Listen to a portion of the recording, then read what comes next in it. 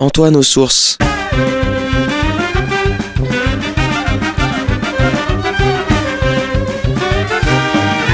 Une émission présentée par Jean-Marie Alafort.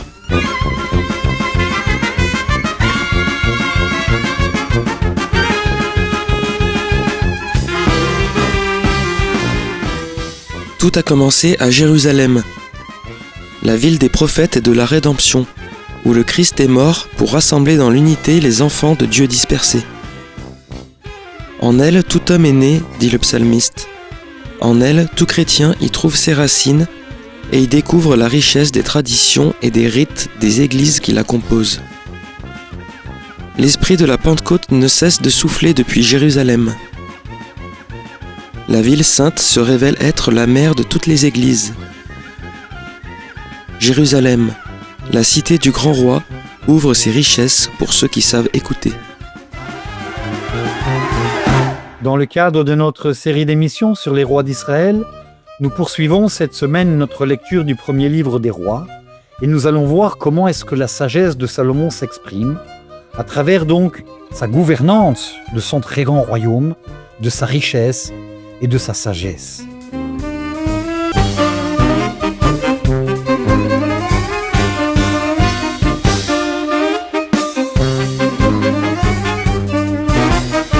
Alors nous poursuivons notre lecture du premier livre des rois. Après avoir longuement évoqué donc la construction du temple de Jérusalem, la dédicace, le jour de l'inauguration avec cette vision donc de Dieu, cette bénédiction que Salomon a prononcée sur le peuple, mais également donc envers Dieu. Et puis, comme nous l'avons évoqué donc la semaine dernière, la seconde apparition de Dieu donc à Gabaon, qui va donc, il va renouvellement d'alliance entre la lignée de David et Dieu. Et puis nous reprenons, j'ai envie de dire, les affaires courantes. Nous quittons donc le domaine, j'ai envie de dire, du sacré. Et nous allons voir que le royaume de Salomon est un royaume extrêmement puissant. C'est un royaume qui est très étendu. Et nous allons voir que la force de Salomon, c'est dans le pouvoir de déléguer. Salomon n'est absolument pas un roi avec un pouvoir absolu. Salomon est quelqu'un qui sait écouter, qui sait se faire assister et qui va déléguer donc des préfets pour régner ces différentes provinces. Ce qui va donc faire de Salomon, j'ai envie de dire, le paradigmatique du roi sage, de quelqu'un qui a une véritable sagesse. Lisons ensemble le texte, nous n'allons pas tout lire, je vais lire quelques extraits pour essayer de comprendre justement donc qu'est-ce qui va différencier le royaume de Salomon des autres rois que nous avons vus avant et que nous verrons après. Au bout de 20 ans, pendant lesquels Salomon bâtit les deux maisons, donc la maison du Seigneur et la maison du roi, ça nous l'avons évoqué, donc Hiram, donc, qui faisait partie, qui son collaborateur, donc, a fait venir donc, et a collaboré donc à la richesse du pays avec donc des étrangers, nous l'avons longuement évoqué, qui ont aidé donc à la construction du temple, particulièrement donc des ouvriers d'œuvres d'art. Et puis nous reprenons le texte à partir du moment où nous allons voir que Salomon ne s'est pas seulement allié avec le roi de Tyr. Donc Tyr, aujourd'hui, si vous voulez, c'est la Phénicie, c'est le Liban. Le sud du Liban, c'est toute cette région donc particulièrement fertile d'ailleurs, de Tyr et de Sidon. Mais il a donc établi, souvenons-nous, une alliance profonde avec le pharaon, avec le roi d'Égypte, puisqu'il est marié avec la fille du pharaon dont nous ne connaissons toujours pas le nom, et la Bible ne nous donne absolument pas le nom de cette première femme de Salomon. Nous restons un peu sur notre faim. Pharaon, roi d'Égypte, s'était mis en campagne et s'était emparé de Gézer. Il avait mis le feu après avoir massacré les Cananéens qui y résistaient. Il avait donné en dot à sa fille, la femme de Salomon. Ce qui revient à dire que la ville de Gézer va donc devenir maintenant donc l'héritage, la fille de sa fille donc qui est mariée au roi Salomon, donc à Salomon lui-même. Nous apprenons quelque chose d'extrêmement intéressant parce que des fouilles ont été réalisées donc il y a maintenant de très nombreuses années dans cette région donc de Gézer. On a retrouvé effectivement donc une ville particulièrement fortifiée qui date effectivement bel et bien de la période de Salomon. Je l'avais déjà évoqué la semaine dernière, les exégètes, surtout au 19e siècle, protestants et début du 20e siècle, disaient tous, c'est des affabulations. Tout ceci n'est basé sur rien. Évidemment, le royaume de Salomon n'était pas aussi important qu'on le dit, c'était un petit roi clé, et ces villes qui sont mentionnées n'étaient pas du tout donc des villes royales. Et puis, avec l'arrivée donc du peuple d'Israël ici, les fouilles archéologiques ont été extrêmement importantes. On a redécouvert ces sites qu'on peut visiter aujourd'hui d'ailleurs. Certains qui sont venus en pèlerinage, des pèlerinages pas d'une semaine, mais de 15 jours et plus que ça, ont pu visiter donc ces sites archéologiques et se rendre compte, j'ai envie de dire, en prenant la Bible à la main, que la Bible est bien une topographie. C'est-à-dire que nous avons donc des sites très bien réels qui existaient et l'archéologie a confirmé ce que la Bible nous disait. Ce qui ne veut pas dire qu'il faut prendre la Bible pour un livre historique. Mais il y a ici, dans la Bible, un fondement historique absolument indéluctable. Alors, Gézer, nous en reparlerons plus tard, ça va devenir un lieu très important, un lieu particulièrement donc qui était un lieu militaire. Regardez la frontière, Beth Horon, d'en bas, Balaat et Tamar du désert. Alors Tamar du désert, c'est-à-dire nous avons donc véritablement une frontière qui est très délimitée, donc à partir de la mer, c'est évidemment Pharaon a conquis donc la ville de Gézer qui se trouve donc pas très loin de la mer, à partir en montant donc si vous voulez, à partir de la péninsule du Sinaï, en remontant dans ce qu'on appelle aujourd'hui la bande de Gaza et en prenant cette ville qui appartenait donc aux Cananéens. Donc c'est très clair que nous avons ici des frontières très claires du royaume. Et la Bible nous donne cette frontière très claire du royaume. Tamar, c'est donc une cité également qui a été retrouvée et qui se trouve donc dans ce qu'on appelle aujourd'hui le désert de Juda. Ce qui est intéressant, c'est que l'Israël moderne reprend donc ces termes bibliques et la région du désert de Juda qui se trouve près de la mer Morte, aujourd'hui s'appelle la région de Tamar. Donc nous voyons que tout ça, c'est bien une réalité qui est ancrée finalement dans une topographie précise. La Bible n'est pas une invention. Il faut habiter dans ce pays pour se rendre compte qu'on peut véritablement lire la Bible en se promenant dans les rues. Alors, et ainsi que toutes les villes donc d'entrepôts qui lui appartenaient. Donc ce sont des villes de garnison qui ont d'abord pour premier rôle la protection des frontières. Les villes de garnison. Pour les chars de ses cavaliers, Salomon bâtit aussi tout ce qu'il désira dans Jérusalem. Jérusalem, qui est donc la capitale que Salomon a établie.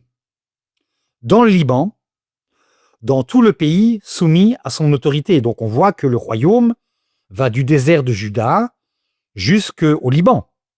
Et il domine en fait toute cette région-là, ce qui correspond donc aujourd'hui, si vous voulez, à l'Israël actuel, plus évidemment la Cisjordanie, plus une bonne partie donc du Liban, ce qu'on appelle donc la Phénicie. Et tout le pays donc soumis à son autorité. Et puis nous avons un élément extrêmement intéressant ici, je vous lis le texte.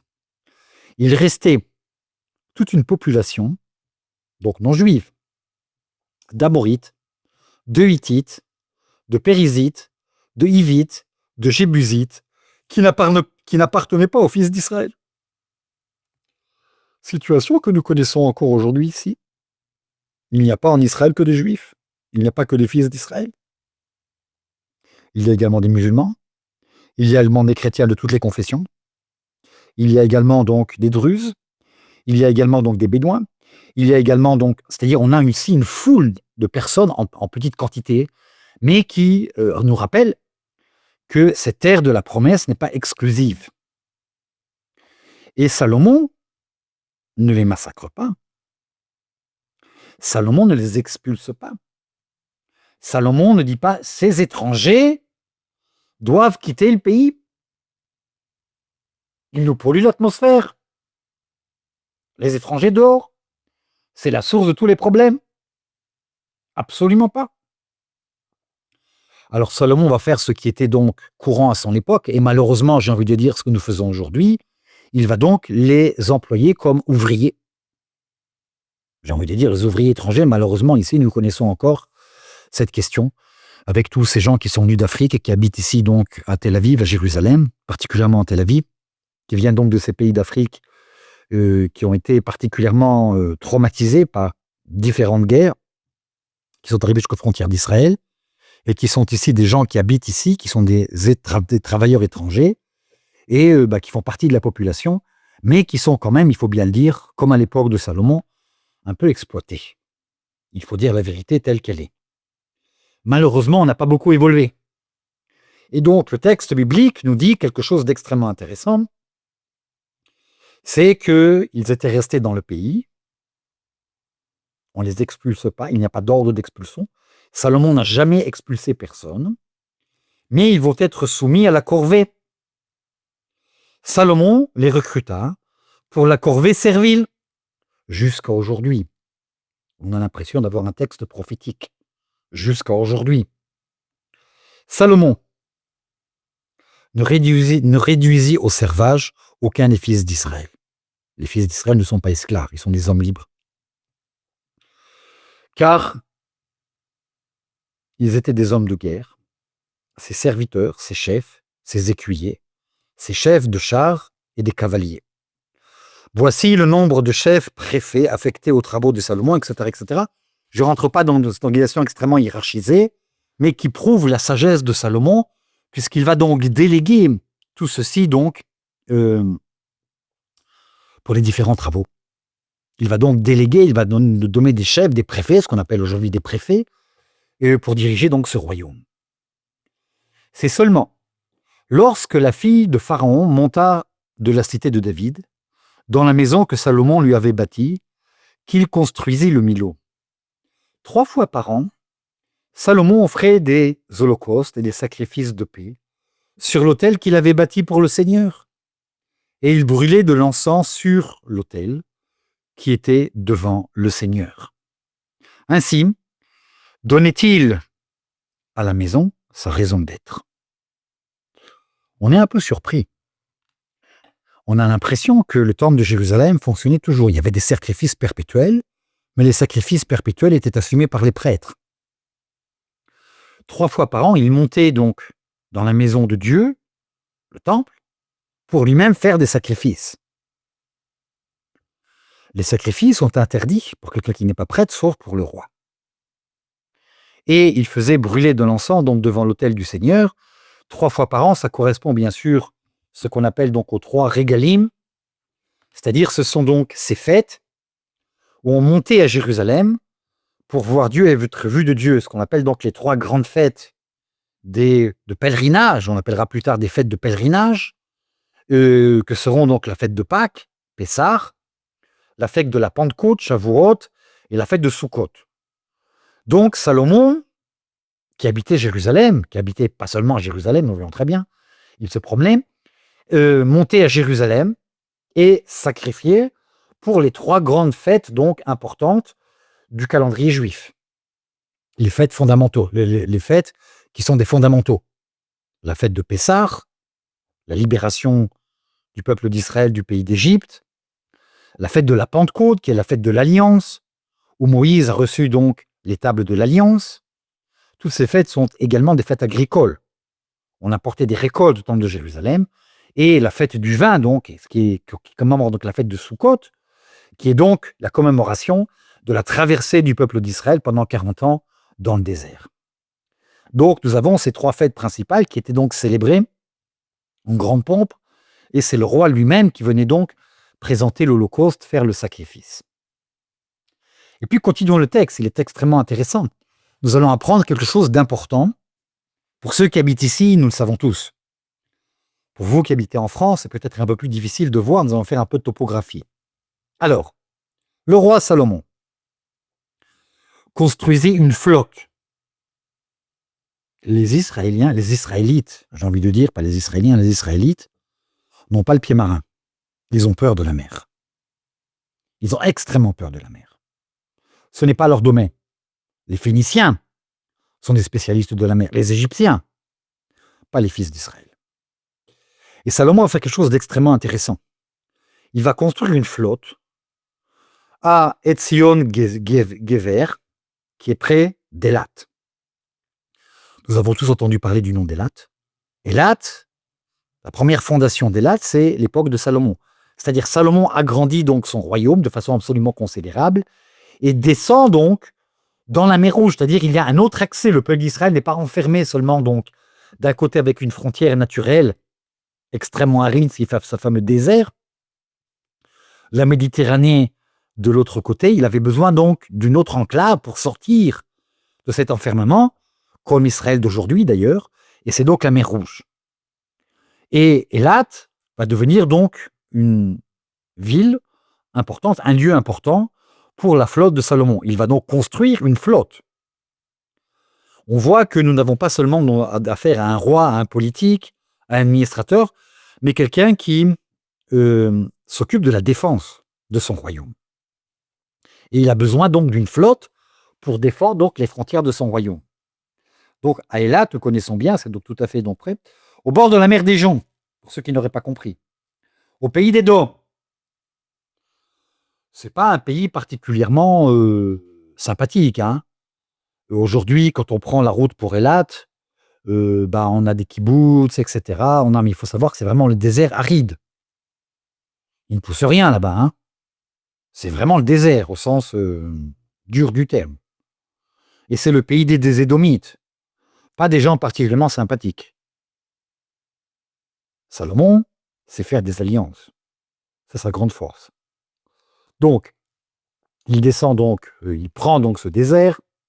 Et puis nous revoyons notre ami Hiram, le roi de Tyr.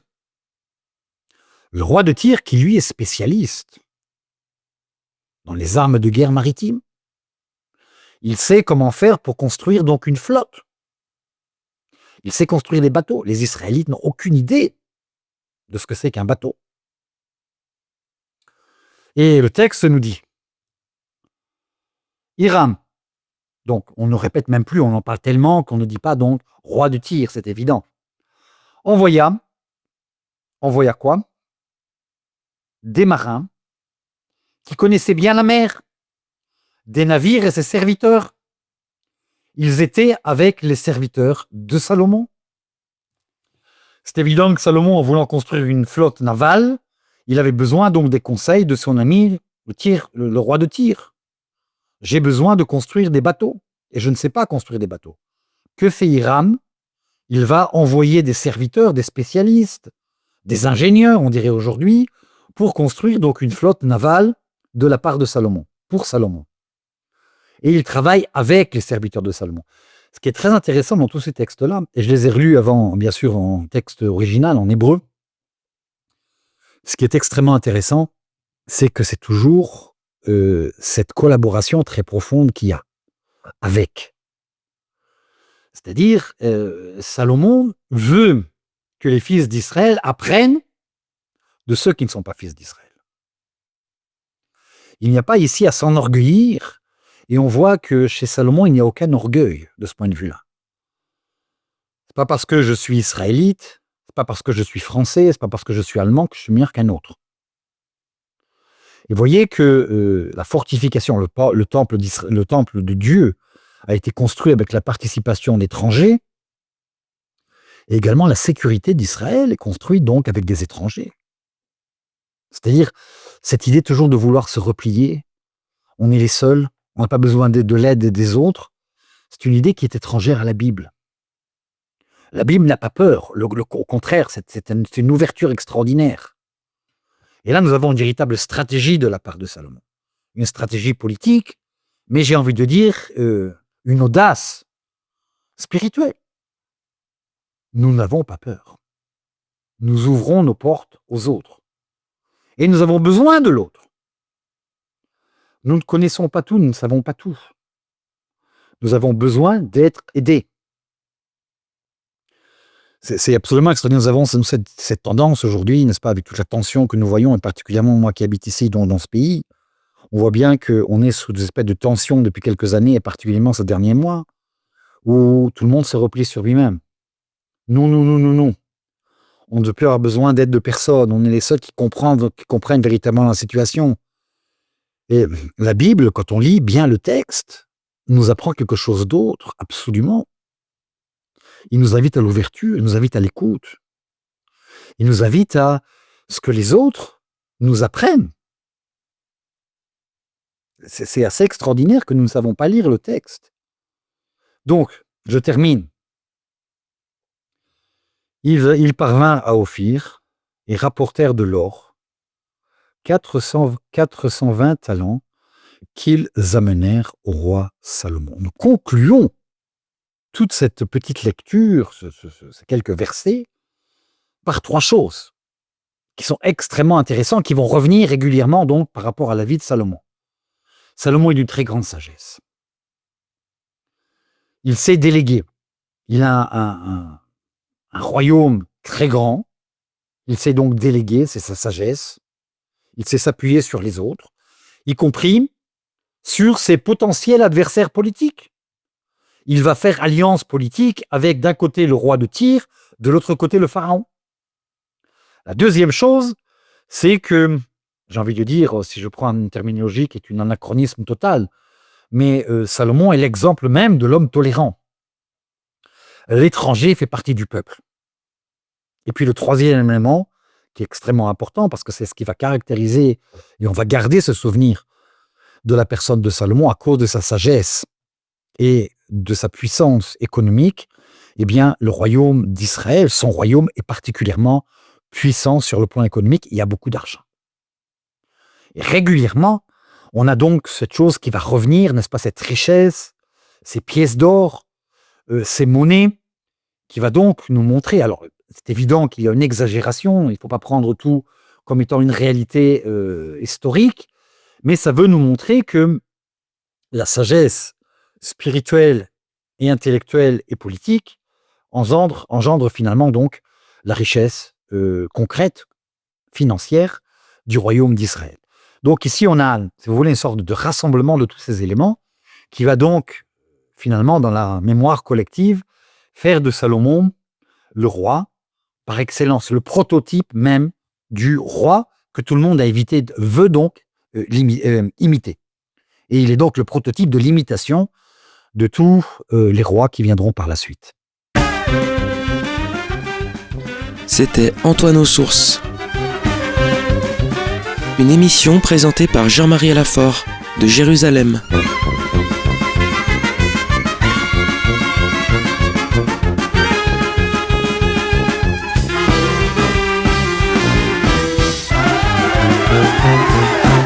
Dans le cadre de notre série d'émissions sur les rois d'Israël, nous avons poursuivi cette semaine notre lecture du premier livre des rois et évoqué ce beau texte où l'on voit donc comment est-ce que la sagesse de Salomon s'exprime à travers donc sa gouvernance de ce très grand royaume et de sa richesse, qui n'est donc la preuve que de sa richesse spirituelle.